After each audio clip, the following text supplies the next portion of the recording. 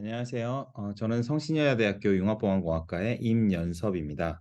자, 그래서 오늘 이제 그 특강 프로그램은 이제 전공과 진로 선택에 대해서 이제 여러분에게 제 경험을 좀 이제 공유해 보는 시간으로 이제 이야기를 하려고 해요. 그래서 뭐 다른 좀 어려운 이야기들은 많이 하지 않고 제 경험이 이제 여러분이 이제 앞으로 어떤 선택을 할 때 뭐 하나의 예시로서 여러분께서 활용하실 수 있도록 정보를 제공하고자 합니다. 그래서 간단하게 제 소개를 드리자면 제 학력상은 이렇게 되고요.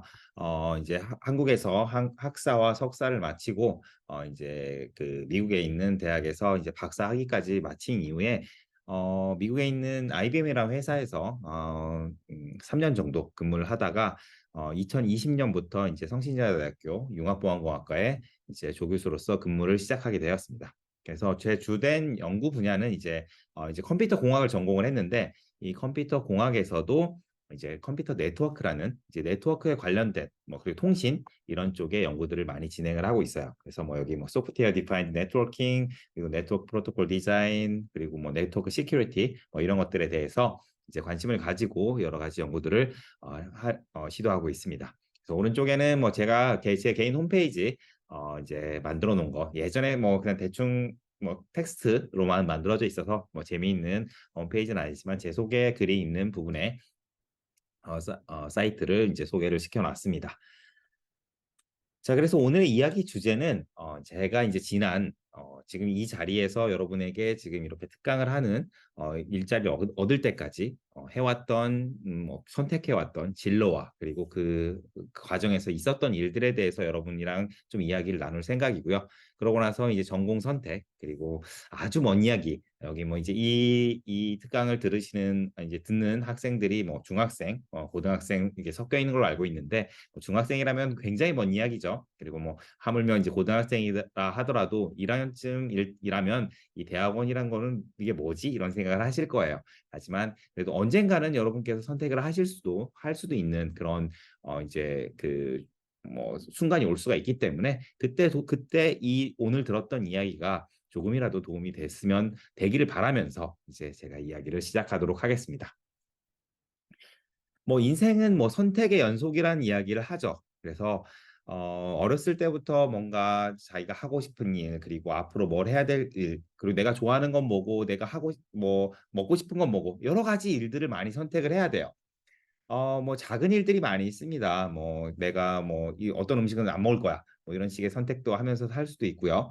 하지만 이제 그런 것들이 뭐 인생 전체에 있어서 크게 영향을 주진 않죠. 근데 이제 여러분이 성장해 가면서 이제 뭐 아니 제가 성장해 오면서 이제 제가 인생에 있어서 어떻게 보면 제 인생을 좀 크게 큰 갈래길 이 나누어지는 첫 번째 계기였던 게 그러니까 고등학교 때 문과냐 이과냐를 선택하는 부분이었어요. 제가 이제 이거 녹화를 따로 하고 있는데 그 강연을 할 때 이제 특강을 할 때 학생들이랑 이야기를 해보다 보니까 요즘 이제 어린 교육과정 학생에서는 어린 학생들이 속해 있는 교육과정에서는 이제 문과 이과 구분 자체도 없어졌다는 얘기가 있더라고요. 그래서 조금은 여러분이랑 좀 적용이 안 되는 이야기일 수도 있어요. 그러니까 제가 이제 고등학교를 다녔을 때는 문과는 뭐 경제, 경영, 그리고 뭐 법학 이런 그 문학 그리고 인문학 이런 것들을 전공하는 이제 이런 계통으로 진학하기 위해서는 문과로 진학을 했고요. 이제 공대 그리고 뭐 수학, 통계 그리고 뭐 의대 뭐 이런 것들을 이제 진학하기 위해서는 이과로 이제 진학을 하는 이제 그 고등학교 2학년 때 이런 선택을 했어야 됐어요. 그래서 뭐 지금 거기서 그 제가 얘기한 거에서 나열한 전공들에서도 볼 수 있듯이 문과를 선택하느냐 이과를 선택하느냐에 따라서 이제 앞으로 내가 전공하게 될 이 방향성 자체가 달라지게 됩니다. 당연히 이제 인생에 있어서 그 전공한 내가 한 전공이 당연히 크게 영향을 주게 되겠죠. 그러다 보니까 이때 고등학교 2학년이긴 하지만 이때 선택했던 이 선택으로서 제가 여기 오게 되는 어떻게 보면 첫 번째 발걸음이었을 거예요. 문과를 선택했다라면 어떻게 됐을지 모르죠. 제가 문과 뭐 공부에 흥미를 못 느껴서 끝까지 박사까지 하지 않고 그냥 뭐 취업을 했을 수도 있고 아니면 공무원 시험 공부를 하고 아니면 뭐 그때 당시에 여러 가지 일들이 있었죠. 여러 가지 뭐 문과 계통으로서 지금도 문과 계통으로서 할 수 있는 일들 그런 것들에 대해서 이제 또 제가 또 도전을 했을 거예요. 하지만 뭐 저는 이제 이과를 선택했죠. 어떻게 보면 저는 이때 운이 좋았습니다. 저희 부모님께서 어, 제가 선택하는 걸 존중해 주셨어요. 물론 이제 여러분의 부모님들께서도 이제 여러분이 잘 되길 바라면서 여러 가지 조언과 그리고 여러분이 하고자 하는 일들을 물심양면으로 도와주실 겁니다. 그래도 이제 좀 관여를 많이 하시죠, 요즘은. 그래서 이렇게 했으면 좋겠다, 이렇게 했으면 좋겠다 이런 얘기를 많이 하시는데 저는 그런 것도 좀 없었던 것 같아요. 그래서 뭐 그 제가 이제 원하는 네가 원하는 대로 했으면 좋겠다라고 말씀을 해주셨고 뭐 은연중에는 자신들이 원하시는 게 있긴 했어요. 저희 이제 부모님 저희 부모님께서도 이과 계열 일을 많이 하셨기 때문에 제가 문과를 가길 바라셨던 것 같습니다. 아무래도 이제 하던 일, 뭐 워낙 그 분야의 일을 좀 알다 보니까 이 자식은 이제 다른 일을 했으면 좋겠다는 생각을 많이 하잖아요. 그러다 보니까 이제 문과 쪽에 갔으면 좋겠다라는 생각을 하시기도 했던 것 같은데 뭐 저는 그때 이제 이과를 선택을 했어요. 그래서 이때 이걸 선택을 하게 되면 이제 교과서를 배부봤죠. 그래서 이제 문과, 이과 교과서는 이제 달라지기 시작하는 거예요. 요즘은 이제 좀 뭐 과목도 조금 선택해서 듣고 이런 것들이 생겼다고 알고 있어요. 근데 어, 저희 때는 그냥 그냥 거의 학교에서 딱 정해진 시간표대로 수업을 들으면 됐거든요. 그래서 교과서를 그대로 정해진 대로 배부를 하기 때문에 문과 교과서 받고 이과 교과서 받는데 이제 친구들이랑 이과 교과서를 받아서 이제 집에 돌아온 그날이 이제 제가 이제 이후에 컴퓨터공학이라는 전공을 이제 학사를 마치고 그리고 석사, 박사까지 해서 이제 최종적으로 연구원 그리고 이제 우리 학교에서 여러분이랑 이제 학생들과 함께 공부를 하는 이런 일자리까지 오게 되는 어떤 시작점이 됐다라고 생각을 하고 있어요. 자, 그러면 이제 2학년 때 문과, 이과 선택을 했으니까 시간은 빨리 흐릅니다. 2학년 금방 지나가죠. 그리고 3학년 때 입시 준비하다 보면 어느새 이제 대학을 가야 돼요. 그래서 대학에 어떤 전공으로 진학해야 될지 이런 것들을 결정을 해야 되는 이제 상황이 오게 됩니다. 여러분도 이제 입시 처리되면 그렇게 되죠. 물론 이 입시 시즌이 되면서 뭐 내가 원하는 대학에 원하는 전공 그냥 갈 수 있지가 않죠. 이제 어떤 시험이나 평가 그리고 내신 성적 뭐 여러 가지 것들 수시 뭐 이런 것들을 통해서 여러분이 선택할 수 있는 대학과 그리고 그 대학에서 또 전공을 선택해서 이제 진학을 하게 돼요. 물론 이때 전공을 더 우선시하는 이제 사람도 있을 수가 있고 그리고 학교 뭐 이른바 우리나라에서 이야기하는 좀 학교의 뭐 학벌들 이런 것들을 따지는 사람들도 있을 거예요. 뭐 어떤 게 더 중요한지는 전 잘 모르겠습니다. 뭐 그냥 점수에 맞춰서 전공 아무거나 선택을 했다가 적응을 못하는 그런 케이스들도 있고 하니까 이게 잘 선택을 해야 되겠죠. 이거는 굉장히 어려운 문제인 것 같아요. 여기서 보시면 아시겠지만 저도 이때 당시에 기계공학을 전공 선택을 했어요. 어느 정도 솔직히 말씀드리면 제가 이제 진학하려고 했던 대학에 점수를 약간 좀 맞춘 측면도 있었고요. 뭐 컴퓨터공학이나 기계공학이나 그렇게 크게 차이는 없었는데 아무래도 이제 기계공학이 사람도 더 많이 뽑고 그리고 이때 당시에 또 제가 생각이 좀 짧았을지 모르겠지만 제가 뭐 어렸을 때부터 컴퓨터를 좀 좋아했습니다. 컴퓨터를 많이 만지고 이렇게 이런 일들을 했기 때문에 뭐 이걸 대학까지 가서 배워야 되나? 라는 이런 생각도 했어요. 아직 진짜 정말 컴퓨터 내부의 어떤 이제 이론들 그리고 컴퓨터를 만들기 위한 근간 전공 지식 이런 것들에 대해서 잘 모르면서도 뭐 그냥 컴퓨터 잘 다루니까 이걸 뭐 대학까지 가서 배우나?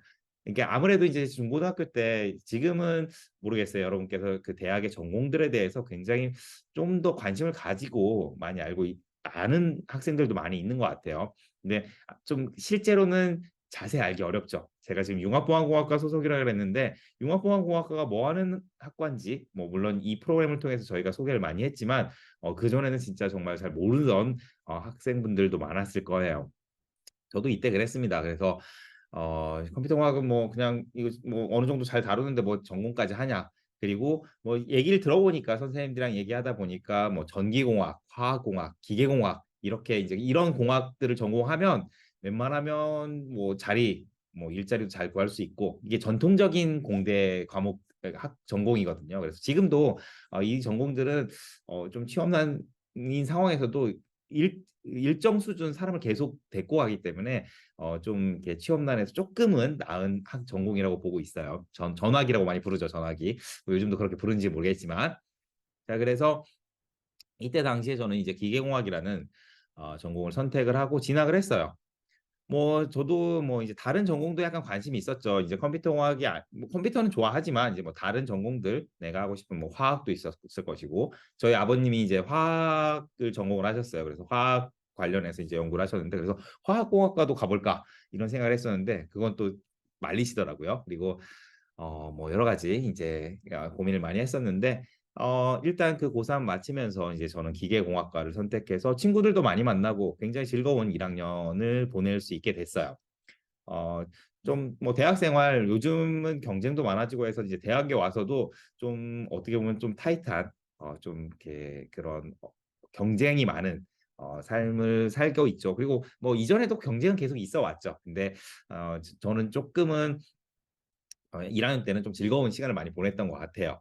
그래서 2학년 때 되면서부터 또 이제 그 전공 공부에 또 매진을 하긴 했습니다. 자, 근데 여기서 제가 전공 공부를 매진을 하면서 좀 고민을 더 했어요. 다시 한번 또 선택을 하게 된 거죠.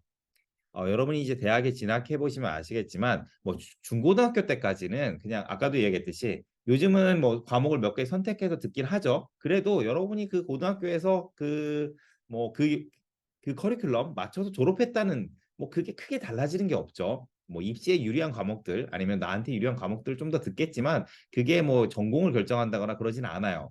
근데 대학에 오게 되면 여러분이 이제 어떤 학과를 그 입학을 하더라도 대학에서는 이제 여러 가지 전공들이 있죠. 그러다 보면 굉장히 많은 수의 과목들이 있어요. 진짜 이제 뭐 생물, 화학, 뭐 이제 그 전문 지식들을 더 배우게 되는 이런 과목들이 있게 되는데 이것들을 자신들이 원하는 대로 들을 수 있어요. 수강 신청만 할 수 있으면. 물론 이제 경쟁이 있겠죠, 거기도. 인기 있는 과목들은 수강 신청하기가 어려워요. 그래서 원하는 과목들 막 들어도 아무도 뭐라고 하지 않습니다. 대신에 이제 졸업을 하기가 힘들어지죠. 자신의 전공, 자신의 주전공 과목들을 이제 필수 요건으로 해야 되는데 그걸 안 해도 뭐라고 하진 않아요.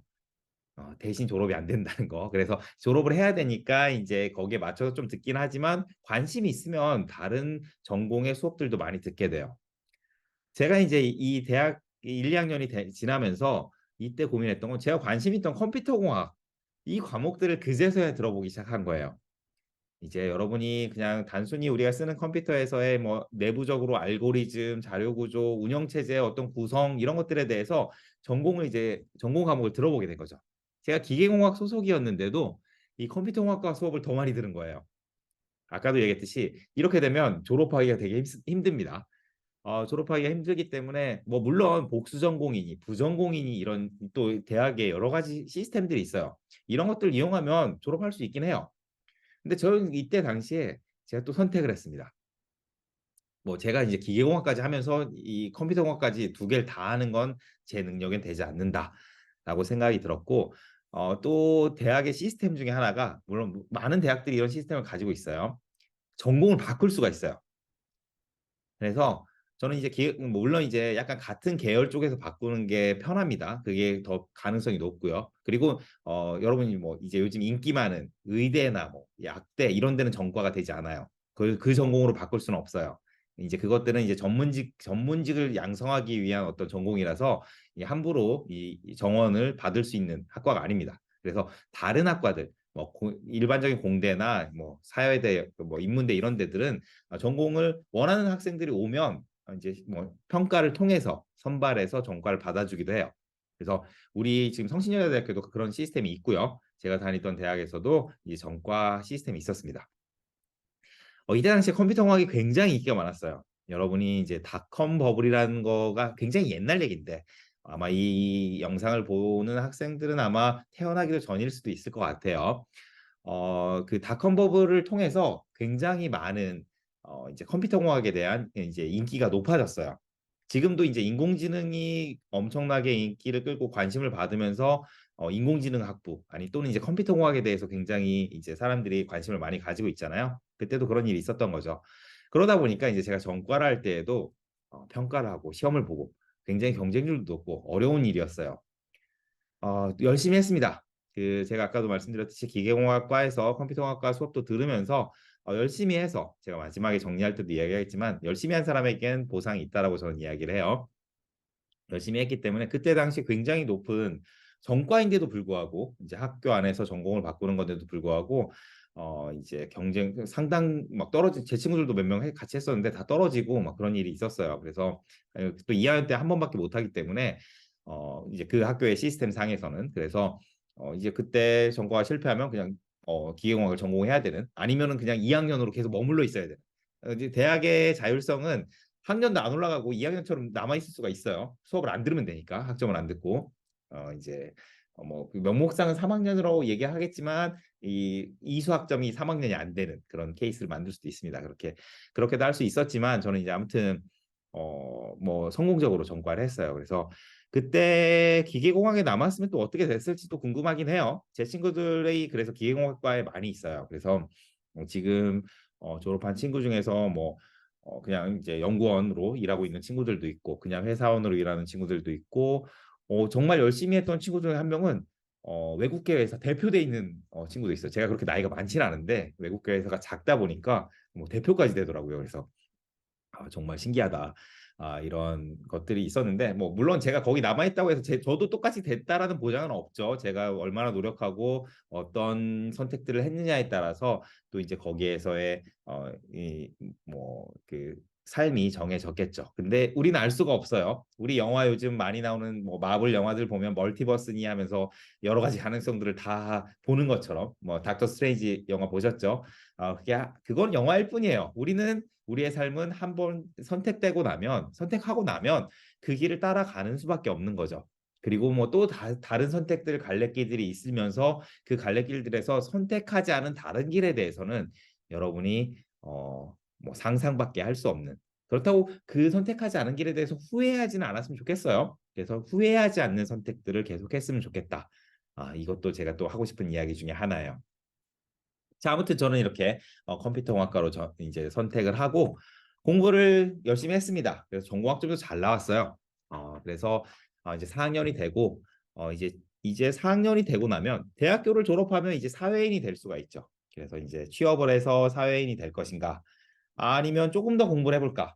이제 대학원이라는 존재가 있어요. 아까 시작할 때도 이야기를 했죠. 존재라기보다는 이제 또 좀 더 공부를 하는 학업을 계속해서 이어가는 과정이 있게 됩니다. 석사, 박사를 받기 위해서 이제 선택하는 이제 코스가 되죠. 저도 이때 당시에는 취업을 할까라는 생각도 많이 하고 있었어요. 제가 뭐 이때 좀 집안이 조금 어려웠습니다. 네, 여러 가지 이제 학업을 계속 유지하기 졸업하기도 좀 힘들었고 진짜 정말 뭐 7, 80년대도 아닌데 그 학교 다니면서 점심값이 좀 모자란 그러니까 돈이 많이 없어서 막 그랬던 상황이 있었어요. 뭐 용돈을 받지도 못했고 제가 이제 좀 벌어 쓰고 벌어 쓰는 뭐 이런 여러 가지 좀 어려운 점이 있었습니다. 그래서 그냥 취업을 하는 게 솔직히 집안의 어려움이나 이런 것들을 봤을 때는 좋은 선택이었을 수도 있어요. 근데 모르겠습니다. 저는 그때 좀 이기적인 생각을 했던 것 같기도 해요. 제가 이제 뭐 전과까지 하고 전공을 선택을 했는데 조금 더 공부해 보면 좋지 않을까라는 생각을 했고 그거를 제가 저돌적으로 선택을 하게 된 겁니다. 대학원에 진학을 했어요. 취업을 선택했다라면 아마도 굉장히 오래전 얘기죠. 제가 박사과정까지 하고 했을 때 뭐 10년 이상의 시간이 걸렸기 때문에 미국에서 11년을 살다 왔어요, 제가. 11년이라는 시간을 그냥 회사를 다녔다면 뭐 굉장히 고참이 되어 있었겠죠. 그래서 어떤 일을 하고 있을지 좀 궁금하긴 해요. 근데 아까도 말씀드렸듯이 그냥 상상하는 것뿐입니다. 그냥 저는 일단은 진학을 했습니다. 그래서 진학을 해서 다행히도 지도 교수님께서 잘 봐주셨고 그리고 제 좀 사정 같은 거를 이제 고려해 주셔서 지원도 많이 해주셨어요. 뭐 나중에도 이야기하겠지만 대학원에 진학하게 되면 특히 이공계의 경우 우리 지금 이제 뭐 이공계 관련된 이야기를 하는 공학소녀 주간이죠. 그래서 이공계인 경우에는 대학원에 진학하게 되면 대부분 인건비가 지급이 되면서 연구나 수업을 보조하면서 이제 교수님들이 인건비를 지급을 해줘요. 그걸 이용해서 등록금하고 약간의 생활비를 이제 벌 수 있는 기회가 있습니다. 그래서 이제 저희 교수님께서 이제 제가 석사인데도 불구하고 석사는 좀 그렇게 많이는 안 해줘요. 근데 석사임에도 불구하고 열심히 하고 좀 어려워 보이니까 좀 많이 도와주셨습니다, 그때. 그래서 다행히 제가 성공적으로 졸업을 할 수 있게 됐어요. 그래서 지금 졸업하는 마당에 제가 또 아직 집안이 어려웠어요. 근데 어렵고 괜찮은 상황이 아니었는데도 불구하고 다시 한번 이기적인 선택을 합니다. 유학을 가려고 이제 시도를 하게 된 거예요. 물론 뭐 지금 방금 하던 얘기랑 뭔가 맞지 않는 게 아닌가라는 생각을 하실 거예요. 아니 뭐 밥값도 없었다고 하고 뭐 이제 교수님께서 지원해줘서 다행히 뭐 졸업할 수 있었다 이렇게 얘기를 했는데 아니 지금 해외로 지금 유학을 가겠다는 게 말이 되냐 이런 생각이 드실 수도 있을 텐데 미국으로 이제 미국이나 해외로 박사 유학을 가게 되면 이공계의 경우에 한정지어 이야기하는 거예요. 문과는 다릅니다. 그러니까 문과 뭐 인문계 쪽은 달라요. 이공계의 경우에는 특히 미국에서 박사 대학원을 가게 되면 대부분 생활비를 받습니다. 풀 펀딩 해준다 그래요. 그러니까 저도 이제 물론 이제 그 지원서를 내서 여러 대학들의 이제 그 오퍼를 받아서 이제 그 중에서 이제 골라서 가게 되는데 물론 이제 오퍼를 못 받을 수도 있어요. 이 자기 스펙이 되고 어느 정도 점수를 채워야 뭐 이렇게 논문이나 이런 실적들을 제출해야 그 대학에서도 이제 뽑아주니까요. 그래서 이때 당시에 이제 어려운 상황이었는데도 불구하고 제가 뭐 이제 이렇게까지 공부를 했는데 유학까지도 갔다 오면 어떨까라는 생각이 들었고 그래서 이제 지원을 하게 된 거죠. 이때 당시에 그 저희 제 석사 때 지도 교수님께서 저를 되게 좋게 보고 계셨어요. 우리 랩으로 이제 지금 있던 석사 랩에서 박사까지 진학을 해라. 이렇게 권유해 주셨습니다. 열심히 하고 노력하는 모습을 좋게 봐주셔서 뭐 자랑하는 것처럼 들릴 수도 있겠지만 뭐 진짜 열심히 했어요 저는. 그렇게 해서 열심히 했던 모습을 좋아하셨는지 박사 진학하는 것까지도 권유해 주셨고 제가 이제 뭐 기회가 된다라면 해외로 나가보고 싶습니다. 이러니까 나갈 수 있으면 나가라. 그냥 일단은 같이 해보자 이렇게 얘기를 해주신 거예요. 그렇게 좋게 얘기해 주셨어요. 지금도 그래서 계속해서 연락하고 지내면서 인사드리고 그러긴 합니다. 그런데 이제 우연치 않게도 여기 유니버시티 오브 매사추세츠라는 에머스에 있는 대학이 있어요. 그래서 미국의 대학에서 저한테 풀 펀딩을 해주겠다라는 이제 그 오퍼를 줬어요. 그래서 이러면 이제 그 한 달에 제가 이제 가서 이제 생활해 보니까 실제로 박사과정 물론 꽤 오래전 얘기긴 한데 한 달에 거의 200만 원 가까이씩 지원이 됩니다. 작지 않은 돈이에요. 미국이라는 좀 물가가 비싸고 렌트나 이런 것들 이제 집 월세 같은 게 비싼 동네라서 이게 그 최저 수준이에요. 이제 그 혼자 사는데 적절한 그냥 밥 먹으면서 학비 내고 그리고 뭐 학비도 많이 면제가 돼요. 유메스에서는 유메스라고 부르는데 이 대학에서 학비도 면제시켰습니다.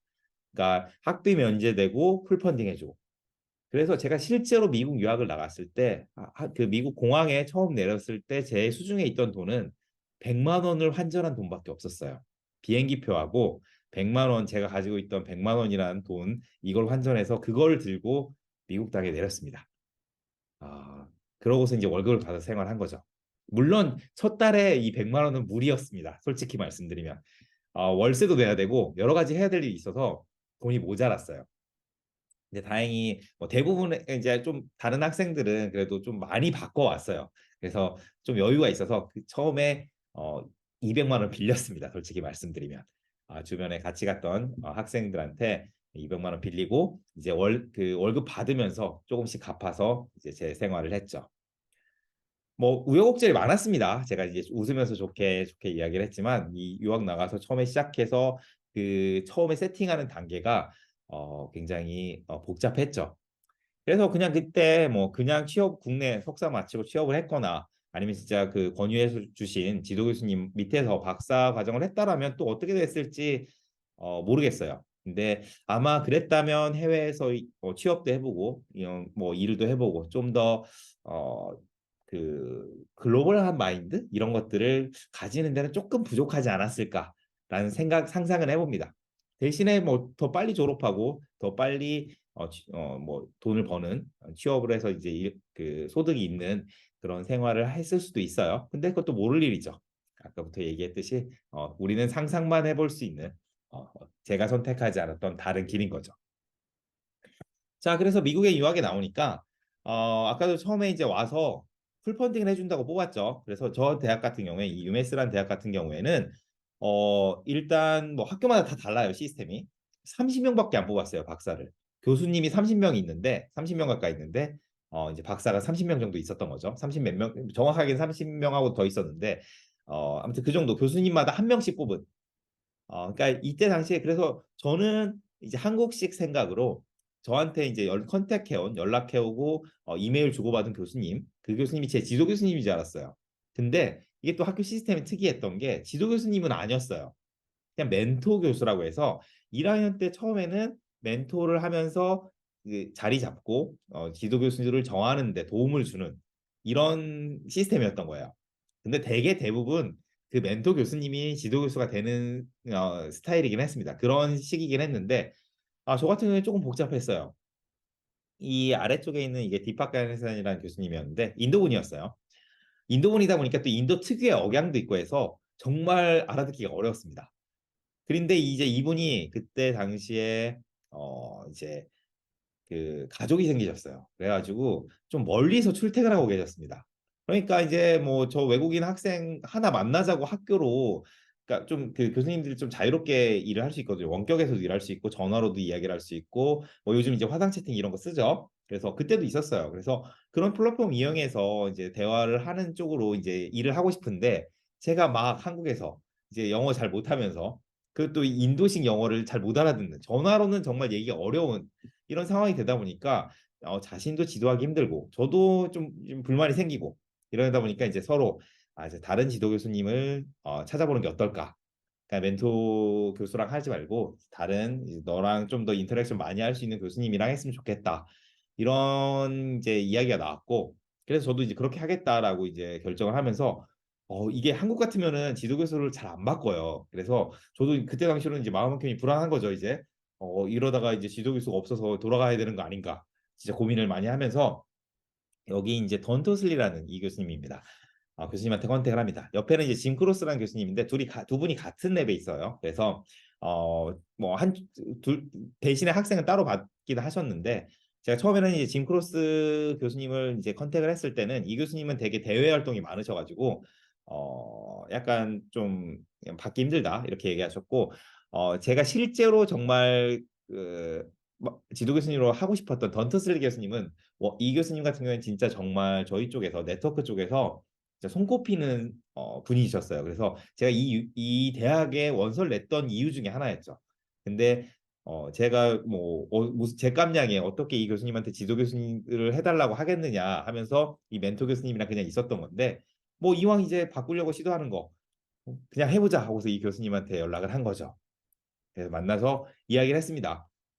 그래서 뭐 당연히 뭐 한 학기 정도 뭐 평가를 해보겠다. 너를 평가해보고 나중에 같이 할지 이야기를 하겠다 이런 얘기를 하셨고 열심히 했어요 정말 정말 열심히 했고 그러다 보니까 이 교수님께서도 저를 이제 좋게 봐주셔서 처음에 저도 이제 이 한 학기 지나고 뭐 이 교수님이 명시적으로 저한테 너 이제 내 학생이라고 얘기를 안 해줘요. 그냥 계속 펀딩을 해주면서 그러니까 월급 주면서 데리고는 계시는데 내가 이제 이 교수님 내 지도 교수님이 이 교수님이라고 얘기해도 되는가 한국적인 마인드로 이거 컨펌을 해주셨으면 좋겠는데 확인해 주셨으면 좋겠는데라는 느낌은 있지만 그걸 물어보긴 뭐하죠. 그래서 이제 뭐 조용히 이제 좀 가슴 설레면서 있었는데 어느 날인가 이제 학과 사무실에서 이제 저한테 제가 있던 오피스가 그 저밖에 없었어요. 우연찮게 제가 혼자 쓰고 있었던 거죠. 그래서 그냥 비워졌으면 좋겠다.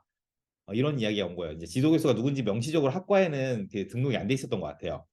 그래서 이제 제가 이제 이거 그럼 이제 어디로 가야 되나 해가지고 이제 교수님한테 메일을 쓴 거죠. 그랬더니 교수님께서 이제 저를 참조로 해서 메일을 딱 썼는데 거기에 이렇게 써 있었습니다. 연섭은 내 학생이고 나를 가까운 데 두고 싶다 해서 그 자리 이 오피스를 내가 쓰겠다라고 하신 거죠.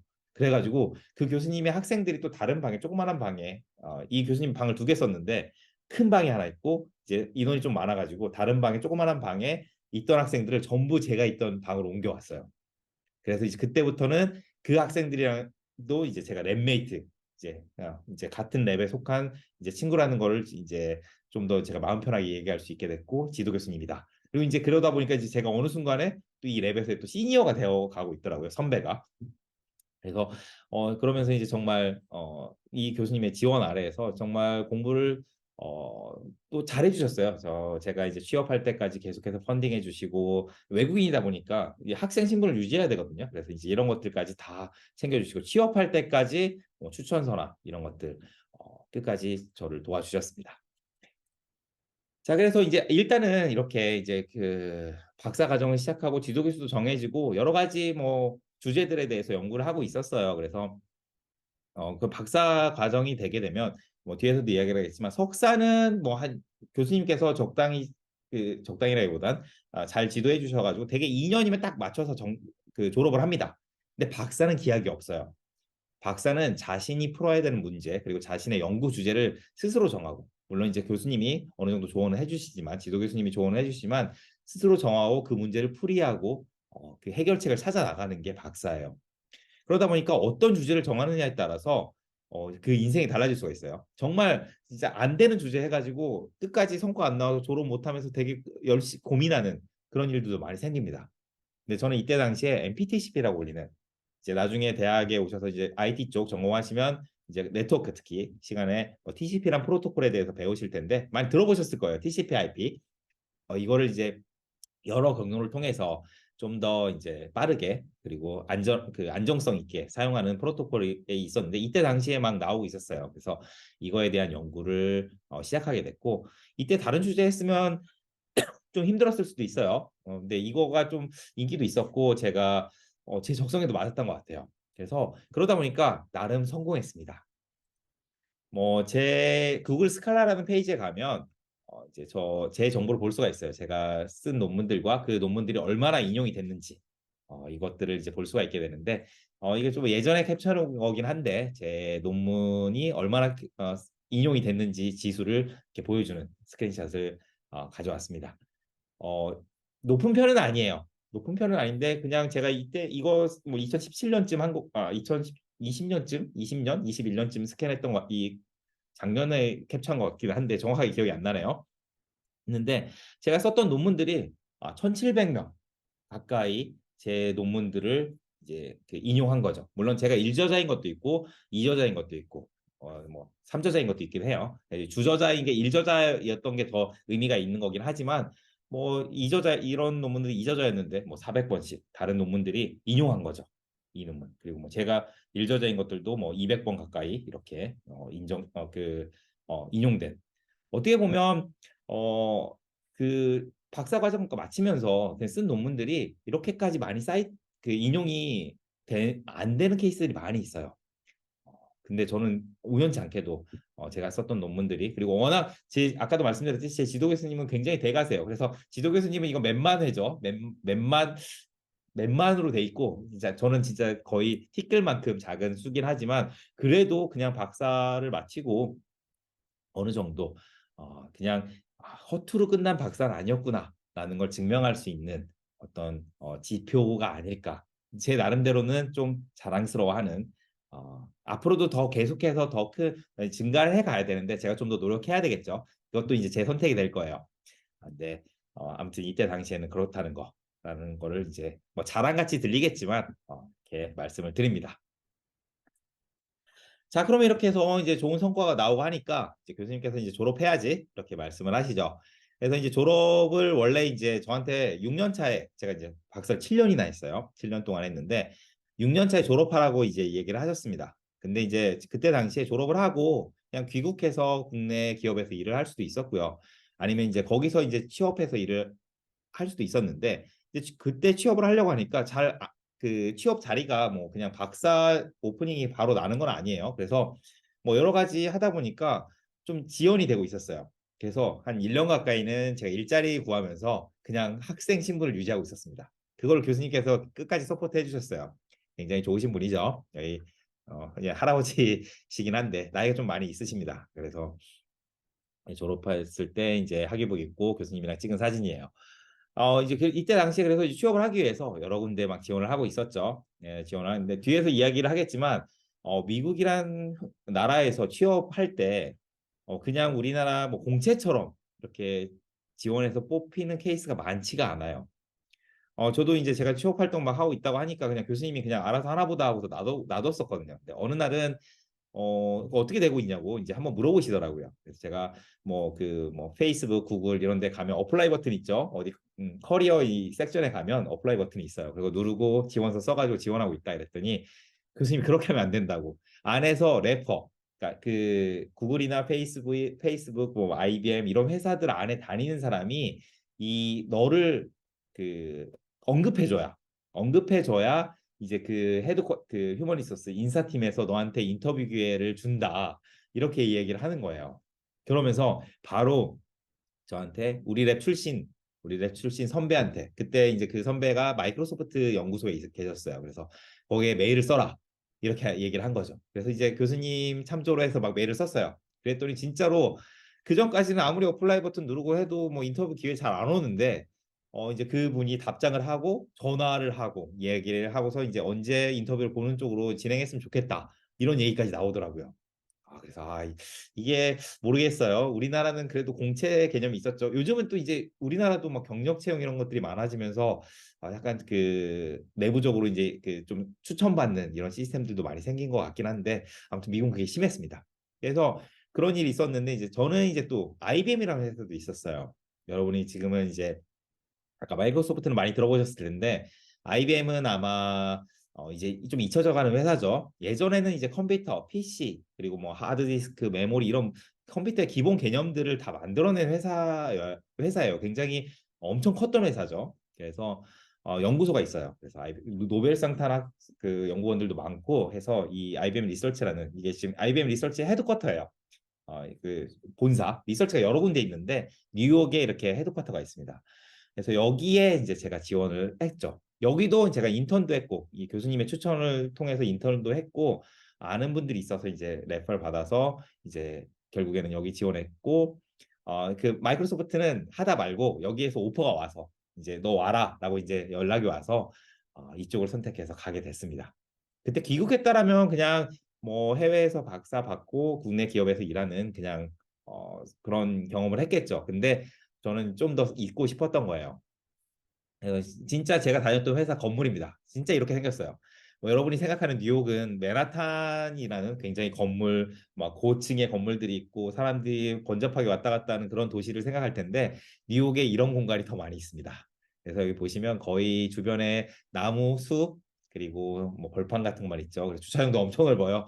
여기 주차장 되게 넓죠. 여기 후문 쪽으로 이렇게 들어가는 길 있고 이렇게 들어오는 길인데 이쪽은 방문자들 주차라서 여기는 안 하고 직원들은 여기 되고 제 오피스가 아마 이쯤 어디 있었어요. 여기 이쯤. 그래서 이렇게 엄청 그 높지도 않죠. 그래서 여기에 그래서 이제 3년 동안 일을 하게 됩니다. 나름 열심히 했어요. 매니저한테 굉장히 인정도 받았고요. 뭐 보너스 같은 것도 챙겨주고 그러더라고요. 그래서 이제 아까도 이야기했듯이 그냥 미국에서 일을 체류하기 위해서는 신분이 중요하죠. 그래서 학생일 때는 그냥 학생으로 있었어요. 그리고 이제 회사원으로 일할 때는 또 회사 일을 하기 위한 워킹 비자 이런 얘기 들어보셨죠? 그래서 일을 하기 위한 비자를 받아서 있었습니다. 근데 이제 이걸로 계속 영원히 있을 수는 없죠. 그러다 보니까 영주권이라는 개념이 있어요. 그래서 뭐 많이 들어보셨을 거예요. 미국에서 이제 영구 거주할 수 있는 권리예요. 이제 제가 오래 있었기 때문에 이제 그 회사에서 지원해줘서 이 사람이 이 회사에 꼭 필요한 사람이니까 미국에서 영구 거주할 수 있는 권한을 줘라라는 이제 프로세스를 시작을 했습니다. 그래서 이때 당시에 거의 반절 이상 진행이 됐어요. 저 영주권 받은 상태로 상태 전환 이제 그것도 이제 물론 이제 인터뷰도 하고 해야 되긴 하는데 그것만 하면 되는 상황이까지 와 있었어요. 그래서 그냥 거기 계속 외국인 연구원으로서 이제 미국에서 사는 외국인 이 외국인의 삶은 좀 이렇게 좀 즐겁진 않죠. 확실히 내 나라가 좋긴 좋습니다. 그래서 그렇게 그냥 살 것인가 아니면 이제 귀국을 할 것인가라는 좀 고민이 되더라고요. 뭐 아래 그림은 아까 그 건물 있었죠. 건물 안에서 밖을 보면 이렇게 보입니다. 제가 찍은 건 아니고요. 누가 찍은 걸 이제 가져왔는데 실제로 복도가 이렇게 생겼어요. 창문 다 있고 그래서 밖에 보면 아까 봤듯이 또 숲밖에 없죠. 아무튼 이런 데서 이제 열심히 일을 하면서 있었는데 우연치 않게 이제 돌아가고 싶다. 이제 한국에 가서 뭐 제가 이제까지 배웠던 것들을 이제 뭐 그 학생들에게 가르쳐 주고 같이 연구도 하고 이런 경험도 해봤으면 좋겠다라고 하고 있을 때 성신여자대학교에서 네트워크로 이제 뭐 이때 당시에는 인공지능 뽑는 데는 굉장히 많이 있었어요. 근데 제가 물론 저도 이제 이 IBM 연구소에서 이제 박사를 받았다고 해서 내 전공 일만 하는 거 아니에요. 제가 컴퓨터공학을 전공을 하고 그 중에서 세부 전공이 네트워크였기 때문에 다른 것도 어느 정도 할 수는 있었어요. 그러다 보니까 이 회사에서도 네트워크 일도 하고 인공지능, IBM이 또 인공지능 관련된 일도 많이 하거든요. 그래서 그쪽 클라우드에서 인공지능 이제 뭐 관련된 일을 많이 하고 있었습니다. 그래서 그런데 이제 제 백그라운드 제가 이제 그 학교에 지원할 때는 제가 뭐 주전공이 뭐였냐 하면 네트워크라고 얘기하죠. 일은 뭐 여기서 조금 했긴 했지만 아직까지는 뭐 아까 앞에서 봤듯이 네트워크 쪽에서는 인용된 논문들도 많이 있고 하지만 인공지능에서는 아직 이제 막 발걸음을 뗀 거였기 때문에 학교에 지원할 때는 네트워크라고 이야기를 해야 돼요. 그래서 보면 다 인공지능은 많이 뽑는데 네트워크는 안 뽑고 있어서 아 한국 가기 힘들겠다 이런 생각을 하고 있는 와중에 이제 성신여자대학교에서 우연찮게 네트워크를 뽑겠다라고 공고가 나와서 지원을 하게 됐고 또 학교에서도 저에게 기회를 준 덕분에 이제 지금 이제 이 성신여자대학교에서 이제 2020년부터 이제 4년 차가 되고 있죠. 4년 차로 이제 일을 하고 있습니다. 뭐 이렇게 해서 지금까지 이제 선택을 해서 여기까지 오게 된 거죠. 아직 제가 뭐 아직 나이가 아주 많지는 않아요. 그래서 앞으로도 제가 선택해야 될 일들이 계속 있을 거라고 생각을 합니다. 뭐 이런 이 일이나 뭐 아니면 직장에 관련된 게 아니더라도 뭐 여러 가지 뭐 소소한 선택들 제 인생이 또 앞으로 어떻게 바뀌어갈지를 결정짓게 되는 선택들이 있을 거예요. 그때마다 이제 저는 또 고민을 하고 심사숙고해서 선택을 하겠죠. 어, 뭐 이제까지 왔던 길, 뭐 어떻게 보면 제가 뭐 쉽게 뭐 짧게 이야기를 해서 이렇게 뭐 그냥 순탄하게 왔나 보다라고 생각이 드실 수도 있을 것 같아요. 근데 지금 이 9번째 선택까지 하는데 걸린 시간은 11년입니다. 제가 미국에 나가고 나서 돌아올 때까지 11년이라는 시간이 걸렸어요. 11년 동안 9번의 선택을 한 거죠. 뭐 물론 사이사이 작은 선택들도 있겠지만 여러분도 이제 앞으로 이제 선택할 일이 있을 겁니다. 뭐 지금 아까도 얘기했듯이 이 문이과 선택은 아마 다 틀린 이야기일 수도 있을 것 같아요. 이거는 아마 요즘 교육 과정에서는 없어진 이야기일 수도 있을 것 같습니다. 하지만 이제 고등학교 기준으로 생각을 해본다면 이제 대학하고 전공을 선택하는 게 아무래도 이제 문이과 선택하는 건 이제 없는 거니까 이게 여러분의 인생을 이제 고등학교 졸업이 다가올 때 결정해야만 하는 여러분의 각자의 인생에 가장 큰 영향을 줄 그런 첫 번째 선택이 될 거예요. 그 선택은 스스로 결정하셔야 돼요. 물론 여러분의 부모님, 여러분의 선생님들이 좋은 조언들을 많이 해주실 겁니다. 근데 뭐 이게 좋으니까 막연히 내 적성에 맞지도 않는데 그냥 해야 된다. 이렇게 선택하시면 안 될 것 같아요. 여러분이 하고 싶은 일, 물론 부모님과 선생님의 조언과 지도에 기반해서 생각을 하면서 여러분의 적성에 맞는 그리고 여러분이 할 수 있는 이런 전공과 대학을 선택하셨으면 좋겠다라고 이제 말씀을 드리고 싶습니다. 굉장히 어려운 문제라서 제가 이거를 뭐 너무 어떻게 보면 되게 뻔한 이야기를 하고 있죠. 근데 그 이상의 말을 할 수가 없어요, 제가.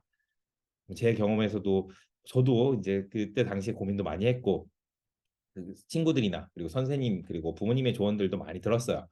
어떻게 보면 좀 되게 그런 조언들이 귀찮게 들릴 수도 있을 것 같아요. 강요하는 것처럼 들릴 수도 있고요. 근데 강요하는 건 아닐 거예요. 여러분이 잘 되길 바라고 여러분이 좋은 선택을 하게 이끌어주기 위해서 하시는 말씀일 테니까 귀 기울여 듣고 그거를 참고해서 여러분께서 선택을 해 주셨으면 좋겠습니다.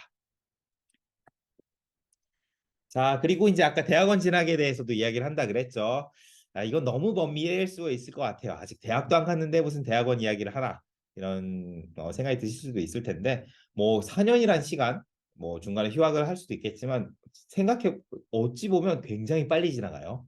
눈 깜짝하면 어느새 내가 4학년이고 내가 졸업을 해야 되고 취업을 할지 그리고 진학을 할지 이런 것들을 결정해야 되는 순간이 올 수가 있어요. 그래서 이때 이제 여러분이 뭐 제 경험에서는 뭐 지금 이런 좀 농담 같은 것들 많이 있어요. 대학원생들 놀리지 말아라. 그리고 인터넷에서 이런 걸 보셨을지 모르겠는데 어린아이들이 잘못하면 소년원에 가고 대학생이 잘못하면 대학원에 간다. 이런 농담도 있어요. 근데 실제로 그렇지 않습니다. 제 경험에서는 진짜 제가 뭐 운이 좋았던 걸 수도 있어요. 그리고 만났던 뭐 교수님이나 이런 분들이 다 좋아서 어떻게 보면 제 경험, 제 한정된 경험에서는 이것들은 잘못된 것, 이렇게 나쁜 것만은 아니었어요. 해볼 만했고, 그리고 저도 이제 저 학생들이 저한테 와서 물어보면 석사까지는 그냥 해봐도 좋을 것 같다라는 이야기 많이 합니다. 그래서 이제 여러분도 나중에 이제 이런 선택의 순간이 왔을 때, 아마 또 4년, 뭐, 여러분이 이제 이런 선택을 해야 되는 게 4년에서 5년, 뭐 길게는 7, 8년 뒤가 될 수가 있는데, 그땐 또 뭐가 달라져 있을 수가 있어요. 그래서 지금의 제 이야기가 너무나도 뭐 그때 당시와는 안 맞을 수도 있겠지만, 한번 뭐, 닥쳤을 때 제가 했던 이야기가 그냥 뭐, 멀리서나마 어렴풋이나마 기억이 나면서 도움이 됐으면 좋겠다라는 생각에서 이런 이야기를 하는 거예요. 아까도 말씀드렸듯이 석사는 제가 웬만하면 그냥 해볼 만하다라고 이야기를 해요. 여기 써 있듯이 박사과정 기약이 없습니다. 여기 5년 보통 5년 이상이라고 써놨는데 이상이죠. 그냥 5년 대부분 5년에 열심히 해가지고 이제 마치는 케이스들이 많이 있는데 이게 보장된 게 아니에요. 그냥 하다 보니까 5년은 대부분 5년에 맞춰지는 거지 뭐 7년, 8년. 그리고 제가 다니던 대학에서는 10년 외국인 미국 아이는가 10년 차 박사과정도 있었어요. 그러다 보니까 이거는 보장이 안 돼 있죠. 근데 석사는 2년이면 웬만하면 다 마칩니다. 이거는 석사는 대부분 2년에 졸업을 시켜요. 그래서 여기 써 있듯이 경제적으로 이제 더 빨리 졸업할 수도 있고 그리고 박사과정 여기서 5년 이상 하게 되면 그동안 진짜 돈도 못 벌고 공부만 하는 거죠. 그거보다 빨리 회사에 갈 수 있으니까 석사는 2년만 하고 바로 이제 연구원 이 급으로 석사원 연구원급으로 이제 취업도 할 수 있으니까 나름대로 장점이 많이 있어요. 대신에 이제 해외로 석사를 가겠다. 이러면 얘기가 달라집니다. 아까 이야기했죠. 아까 제가 박사로 유학을 갔기 때문에 지원이 많았던 거고 해외에서는 석사는 지원을 많이 안 해줍니다. 웬만해서는 자비로 다 다녀야 돼요. 그 생활비 그리고 학비 그 외국에 지금 우리나라 대학 뭐 등록금인 이런 것들 뭐 논란이 많죠. 뭐 등록 올리면 안 된다 뭐 이런 얘기 많이 하는데 제가 뭐 학교에 있어서 이렇게 드리는 말씀이 아니고 미국 대학은 진짜 등록이 엄청 비싸요. 제가 이제 그 인턴하면서 아까 제 학비가 면제가 됐다 그랬잖아요. 이 면제가 돼 있기 때문에 뭐 제가 이제 거기서 이제 그 학교에서 그 연구 보조 이런 걸 하기 때문에 면제를 시켜주고 있었던 거예요. 근데 제가 인턴을 다녀오면서 약간 그 몇 주 정도 그 학기 시작이랑 꼬인 적이 있어요. 그랬더니 저한테 등록금 고지서가 날라왔거든요. 고지서가 날라왔는데 물론 이제 박사과정이긴 하니까 좀 더 비쌀 수도 있어요. 그때 나왔던 등록금이 한 학기 등록금이 2만 불 정도였으니까 얼마죠? 2만 불이 2천만 원인가? 가 나온 거죠. 저는 못 내죠 당연히. 그리고 그거는 이제 그 원래는 면제되는 거니까 제가 이제 학과 사무실에 이야기했죠. 이제 그 인턴 때문에 몇 주가 제 등록이 밀렸던 거고 그래서 등록금 고지서 나오니까 이거 좀 처리해 달라 하니까 이제 뭐 당연히 이제 절차 맞춰가지고 제가 그 등록금을 안 내고 이제 뭐 그거 안 내고 실제로 이제 무슨 보험료 이런 거 조금 내 가지고 한 800불 정도만 냅니다. 80만 원. 80만 원? 그때는 90만 원, 100만 원 가까이만 한 학기에 100만 원만 내면 다닐 수 있었어요. 이게 박사는 그랬죠. 근데 석사는 안 그래요. 석사는 이제 아까 2만 불까지는 안 됐나? 네, 정확하게 기억이 안 나네요. 아무튼 근데 되게 충격적으로 많은 금액이었어요. 그래서 제가 이렇게 기억을 합니다. 석사도 비슷할 거예요. 그래서 혼자 그냥 장학금 없이 혜택 없이 다니게 되면 진짜 엄청나게 돈이 많이 드는 해외 석사 같은 경우에 그렇죠. 자, 박사 같은 경우에는 이제 시간은 오래 걸려요. 대신에 이제 한 분야에서 깊은 전문가가 될 수가 있죠. 그리고 이 박사라고 하면 뭔가 있어 보이잖아요. 여러 가지 유형적, 무형적 가치가 있게 되고 나중에 이제 뭐 학교의 교원이 된다거나 이제 석사로는 교원이 되기 힘들죠. 이제 학교의 교수나 아니면 연구원, 박사급 연구원 이런 것들을 할 수 있는 기회가 주어집니다. 저도 이제 박사를 했기 때문에 우리 이 대학에 지원해서 이제 교원으로 일을 할 수 있게 된 거고요. 그리고 아까도 얘기했듯이 국내에서 하더라도 박사과정은 웬만해서는 학비 생활비 다 지원을 해줍니다. 그리고 해외도 대학에 따라 다르지만 제가 모든 대학이 다 풀펀딩 해주는 건 아니에요. 어떤 대학들은 한 2년 정도 박사도 얘가 하다가 그 못 마칠 수가 있잖아요. 그럼 그런 학생들한테 아까 그 등록금 뭐 몇만 불 되는 이런 것들 지원해주면 손해겠죠. 그러니까 2년 정도는 자비로 다니게 하고 얘가 어느 정도 자격이 된다 싶었을 때부터 지원해주는 그런 대학들도 있어요. 그래서 저도 이제 오퍼 나왔던 대학 중에서 하나가 그런 오퍼를 줘가지고 거기는 못 갔죠. 제가 이제 그 그 사정이 안 좋다 보니까 그래서 1학년 때부터 풀 펀딩 해주는 대학에 이제 가게 된 거죠. 자, 그러다 보면 이제 뭐 시간 아까 얘기했죠. 저도 7년 가까이 했으니까 경제적 사회적 기회 비용들이 있게 되고 이제 그런 측면들을 이제 버틸 수 있는 어떤 의지가 있어야 박사 과정을 할 수 있다라고 이제 생각하시면 될 것 같아요. 자, 뭐 이제 국내 해외 뭐 앞에서도 좀 이야기를 했었는데 국내 대학원하고 해외 대학원을 좀 비교를 해보면 국내 대학원 같은 경우에는 이제 한국에서는 또 인맥이란 게 있죠. 그래서 국내에서 대학원을 마치게 되면 저도 이제 석사를 이제 국내에서 해서 아까도 그 지도 교수님이랑도 계속 연락하고 지낸다 그랬잖아요. 인적 네트워킹의 도움을 좀 받을 수 있게 되고 일단 경제적으로 부담이 덜 되죠. 아무리 그 뭐야 그 풀펀딩이 나온다고 하더라도 외지에서 다른 나라에서 사는 건 좀 다른 이야기예요. 그래서 거기서 하다 보면 진짜 돈이 많이 들 수밖에 없습니다. 저는 다행히 인턴도 하고 해서 중간에 이제 돈을 또 인턴하면 또 돈을 더 많이 벌거든요. 그래서 그런 것들을 통해서 제가 이제 자립해서 할 수 있었던 기회가 많이 있었는데 그게 또 없으면 또 어려워지는 케이스들이 있어요. 그래서 이게 보장이 되는 게 없기 때문에 경제적으로 부담이 될 수가 있죠. 근데 이제 국내 대학원, 그러니까 국내 대학원을 가면 이제 그런 부담은 없게 되죠. 이제 국내 대학에서 근데 해외 취업은 솔직히 말씀드리면 정말 뛰어나지 않는 이상 국내 대학원을 나와서 해외로 바로 취업하는 거는 쉬운 일은 아닙니다. 물론 이제 요즘은 우리나라 대학들도 많이 알려지고 우리나라 이제 연구 성과들이 많이 좋아져서 해외에서도 어느 정도 좀 알아주는 측면이 있긴 있는데 솔직히 말씀드리면 잘 몰라요. 미국인들한테 뭐 물론 이제 교수님들은 좀 이제 관심 가지신 분들은 알겠지만 일반적인 미국인한테 한국이 어딨냐라고 물어보면 요즘은 K-팝 뜨고 BTS 뜨고 이래서 좀 알 수도 있긴 하겠지만 어딘지도 잘 몰라요. 그러다 보니 뭐 우리나라의 뭐 최고 대학이라는 대학이라고 하더라도 그게 무슨 대학이야? 라고 하는 사람들도 적지 않죠. 우리나라에서 이렇게 말하면 안 되지만 우리나라에서도 뭐 다른 뭐 베트남이나 뭐 파키스탄 이런 대학의 뭐 제일 좋은 대학이 뭔지 여러분 모르잖아요. 그런 거 비슷합니다. 그래서 해외 취업을 염두에 둔다라면 이게 아무래도 그 해외 대학원으로 진학하는 게 좋아요. 그래서 제가 이제 박사과정 할 때도 제가 있던 방에 처음에는 인도 사람들이 그렇게 많았어요. 인도 학생들이. 이 학생들은 박사과정을 왔는데 박사까지 마치지도 않았어요. 그냥 석사 마치고 바로 취업한 학생들이 그 방에 3명 있었는데 그중에 2명이 그렇게 했어요.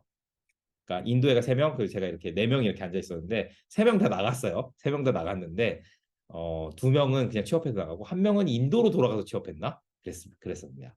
그러니까 이 학생들은 하기보다는 그냥 취업을 하는 게 더 목적이었던 거죠. 자, 아무튼 이제 해외 대학원 이제 이야기를 해보면 이제 국내 대학원 같은 경우에 교수님들이 좀 잡일을 많이 시킬 수가 있어요. 우리나라 뭐또 이게 교수님마다 달라요. 예, 그래서 뭐 보장된 그 결정된 건 아닌데 그래서 조금 뭐 여러 가지 제안서 작업이나 이런 것들이 있을 수가 있습니다. 근데 해외는 그런 건 절대 안 시켜요.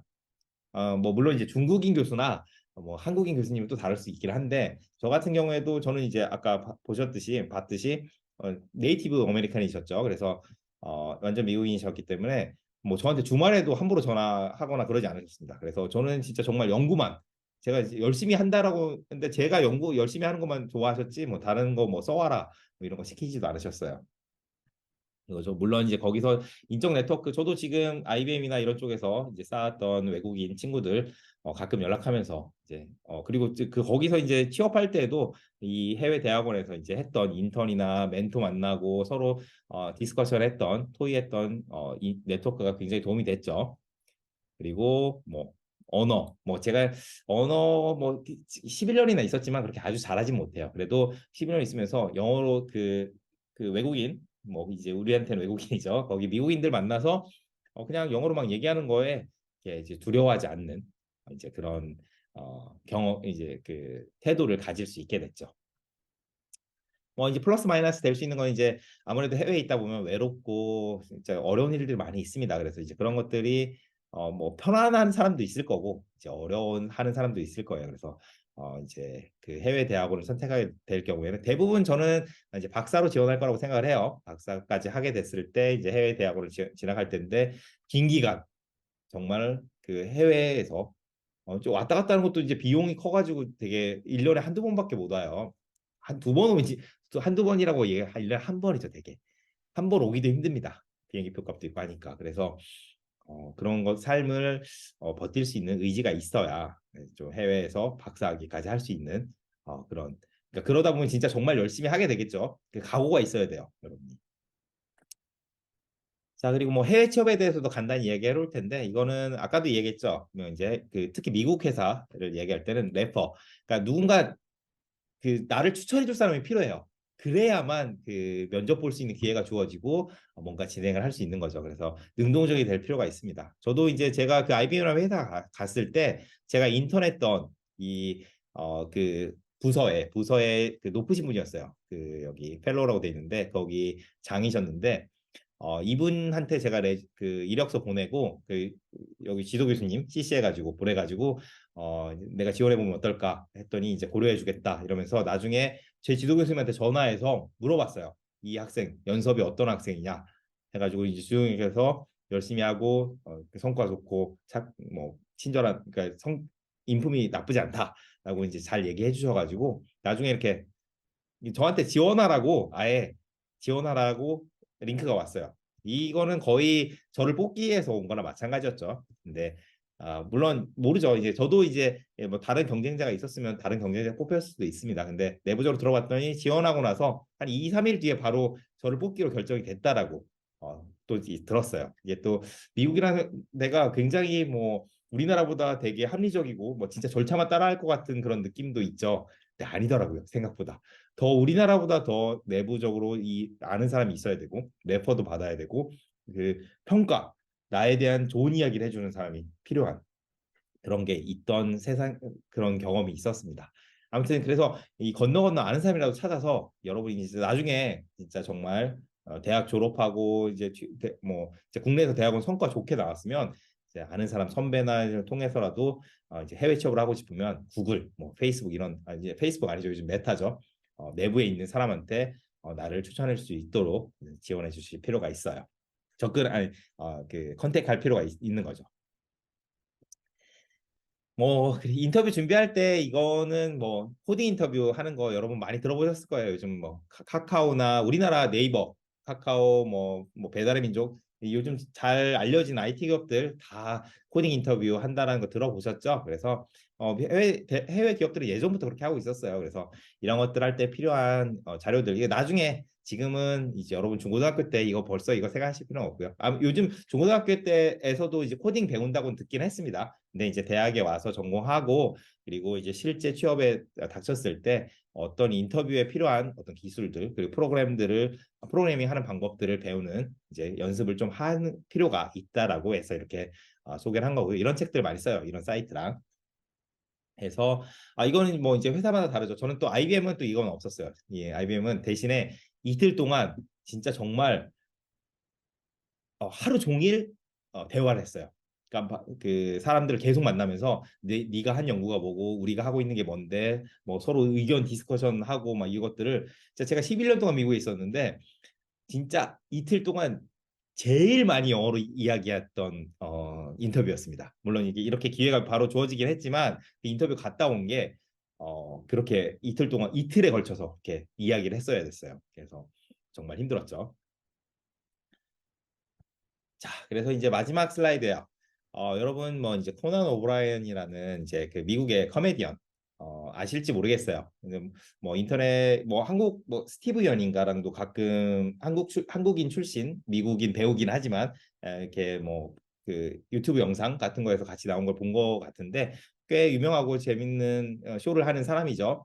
쇼를 진행하는 사람인데 이 사람이 한 말이라고 알려진 말 중에 하나를 여러분에게 공유할게요.